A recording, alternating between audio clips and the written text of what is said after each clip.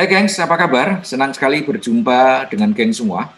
Salam kenal dan salam sukses dari BCNQ. Mari tetap menjaga semangat kita masing-masing, tetap pantang menyerah, mari terus berbuat kebaikan, ayo terus berburu kesuksesan, dan selalu berpikir positif atas apapun yang sedang terjadi di sekitar kita.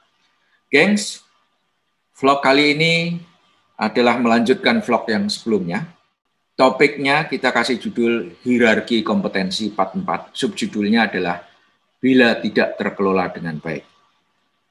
Sebagaimana diketahui bahwa ada 5 kompetensi yang harus kita kelola secara optimal dan secara maksimal. Kompetensi yang paling mendasar, kompetensi yang pertama, yakni intrapersonal skill. Kemampuan, keterampilan mengelola diri sendiri. Apa yang terjadi jika kita tidak mampu mengelola diri sendiri? Ini yang menjadi fokus kita untuk pembahasan 4 hierarki kompetensi.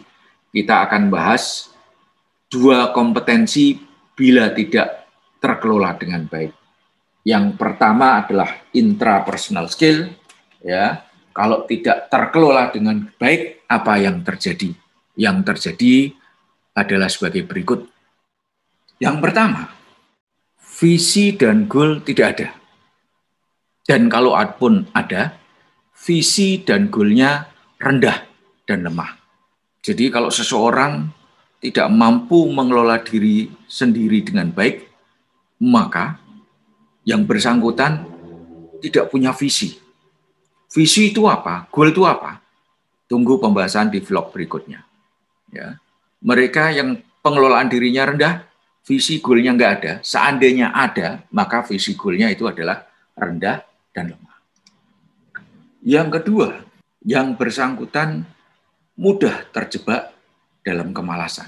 Yang ketiga, yang bersangkutan sering berpikir negatif atas apapun yang terjadi di sekitar dirinya. Yang keempat, yang bersangkutan dengan mudahnya gampang menyerah. Daya juangnya begitu lemahnya. Ini adalah 4 pertama. Kalau pengelolaan diri seseorang itu tidak berjalan dengan baik. 4 yang kedua adalah yang bersangkutan gampang mutungan. Sekali lagi ini terlihat bahwa yang bersangkutan tidak siap untuk bertanding. Berikutnya lagi yang bersangkutan serba takut. Gampang takut dan terlalu memanjakan ketakutan yang ada di dirinya. Jadi ketakutannya itu tidak terkelola dengan baik. Yang berikutnya lagi yang bersangkutan tuh baperan.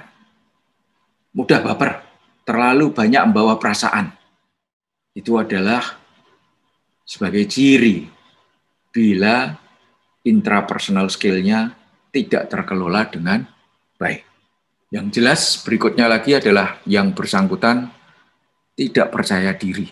Itu adalah 4 kedua bila intrapersonal skill-nya tidak terkelola dengan baik.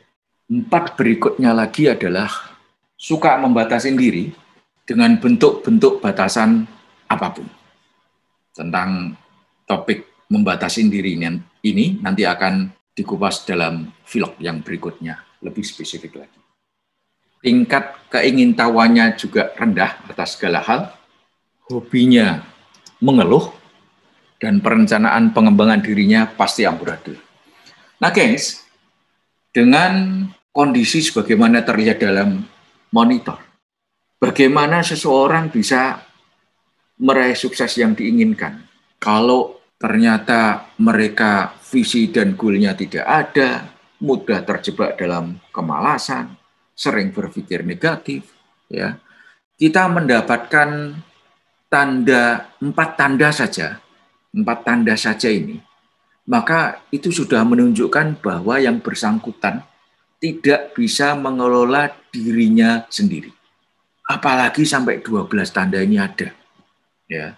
Kalau sampai 12-12-nya itu ada, maka bisa dibayangkan mana mungkin yang bersangkutan bisa meraih sukses yang bernilai. untuk bisa mencapai sukses yang biasa-biasa saja, yakni sekedar memenuhi standar, sekedar memenuhi target, sekedar memenuhi harapan aja susah. Sekali lagi, apalagi bisa mencapai sukses yang bernilai. Nah, maka gengs, ayo kita introspeksi ke diri masing-masing. Apakah sejumlah tanda ini ada di diri kita? Kalau sejumlah tanda ini ada di diri kita, maka hati-hati. Ini menunjukkan bahwa pengelolaan diri kita itu belum sepenuhnya optimal. Masih banyak kelemahan yang harus kita atasi. Ini baru 12, belum ditambahkan yang lainnya. Sebetulnya ada tambahan-tambahan yang lainnya. Tapi cukup dengan 12 ini aja sudah menunjukkan bahwa pengelolaan diri kita tidak efektif sebagaimana yang seharusnya. Nah, sekali lagi bagaimana bisa berkembang hal yang mendasar tidak terkelola dengan baik. Ini adalah kompetensi yang pertama. Sekarang bagaimana kalau kompetensi yang kedua tidak terkelola dengan baik? Kompetensi kedua yakni memahami orang lain. Kalau kita tidak bisa memahami orang lain dengan baik atau tidak terkelola dengan baik kepemahaman kita atas orang lain, maka yang terjadi adalah kita sering miskomunikasi dengan orang lain. Dan ini akan menyebabkan ketegangan, menyebabkan konflik yang tidak perlu. Yang kedua, kalau kita pemahaman atas orang lain tidak terkelola dengan baik, maka seringkali kita berprasangka buruk atas orang lain. Isinya curiga saja, curiga saja, curiga saja. Nah, kalau isinya sudah curiga melulu, bagaimana kita mau berinteraksi? Bagaimana mengembangkan kemampuan interaksi orang lain dengan orang lain kalau kita sudah dilandasi oleh prasangka yang buruk terus-menerus terhadap orang lain? Bagaimana mau bisa menjalin kerjasama yang bagus kalau kita selalu hubungannya berlandaskan prasangka yang buruk? Nah, tentunya efeknya tidak mungkin kita bisa meraih sukses yang bernilai. Bila yang bersangkutan memberikan kritik, kritikannya lebih bersifat destruktif, merusak, menyakiti, membuat banyak ketegangan. Karena isinya adalah penghakiman, ya, judgment, pembulian. Nah, apapun yang dilakukan orang salah. Melakukan sesuatu salah, tidak melakukan sesuatu pun salah. Nah, akibatnya apa? Akibatnya sekali lagi ketegangan-ketegangan yang tidak perlu terjadi. Bagaimana mau menggapai sukses yang diinginkan, terutama sukses yang bernilai? Bila kehidupan di antara kita isinya saling bersitegang, gaduh, membuat ketegangan, membuat kecemasan satu orang dengan orang yang lainnya. Nah, ini bila kepemahaman atas orang lain tidak terkelola dengan baik. Di samping itu, yang bersangkutan bakal sulit menerima perbedaan. Sekali lagi, apa yang terjadi bila seseorang sulit menerima perbedaan? Proses adaptasinya menjadi sulit, proses untuk bisa bekerja samanya menjadi sulit, dan terlalu kaku dalam membawakan diri. Nah, ini sebagai akibat sulit menerima perbedaan. Terlalu keras dalam menyikapi perbedaan. Sehingga sekali lagi hasilnya adalah ketegangan. Ya, tak ada kerjasama. Bagaimana mau mencapai sukses yang besar, sukses yang bernilai, bila kita sulit menerima perbedaan akibat tidak bisa memahami orang lain. Yang berikutnya lagi, sulit memahami kepentingan orang lain. Yang diketahui hanya kepentingan diri sendiri. Nah, ini menunjukkan egosentris yang begitu kuat atas dirinya sendiri. Karena sekali lagi, memahami orang, kemampuan memahami orang lainnya tidak berkembang dengan baik. Dan yang terakhir, tidak peduli masalah orang lain. Nah, gengs, sekali lagi, bagaimana seseorang mau bisa meraih sukses yang bernilai jika ternyata kemampuan memahami orang lain tidak berkembang bagus? Karena saat yang bersangkutan ya bersama orang lain isinya adalah ketegangan akibat dari pengelolaan pemahaman orang lainnya yang tidak bagus.